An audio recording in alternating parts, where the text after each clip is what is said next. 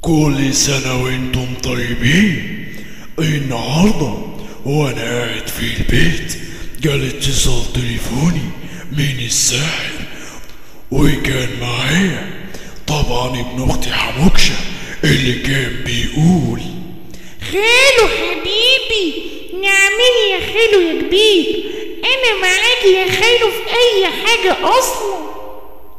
وبعديها ركبت العربية بتاعتي وجيت على طول، واول ما رحت الفرح قابلت طبعا فنان جميل قوي، الفنان محمد نجم اللي جاي يمسي على الساحر.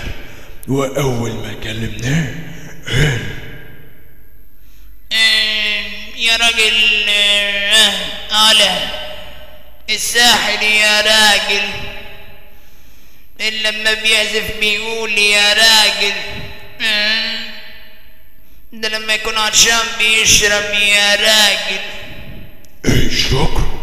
ولما سألت فناننا الجميل قوي الفنان توفيق عكاشة قال: أعزائي المشاهدين، النهاردة يوم غير عادي.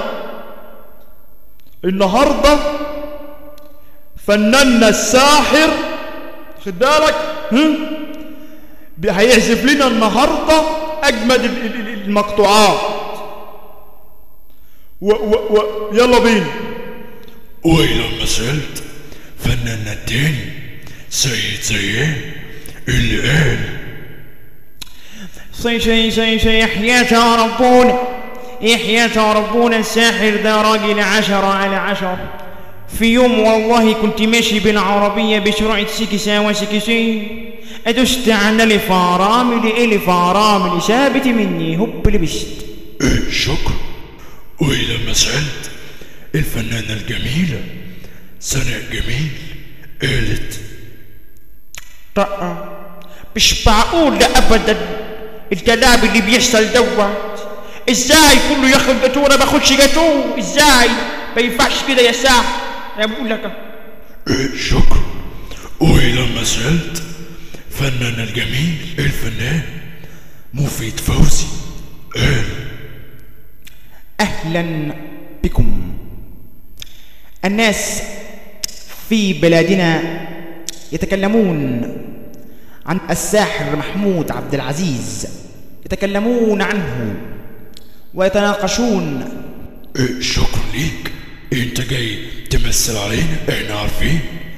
ولما سألت فناننا التالت الفنان دكتور شديد اللي قال: ايوه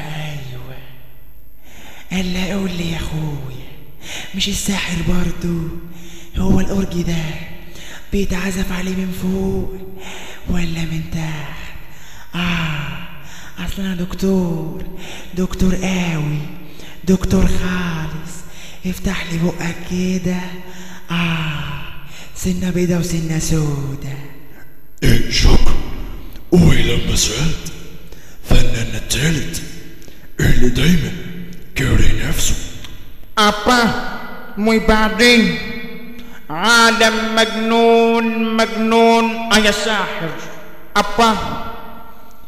شكرا ليك.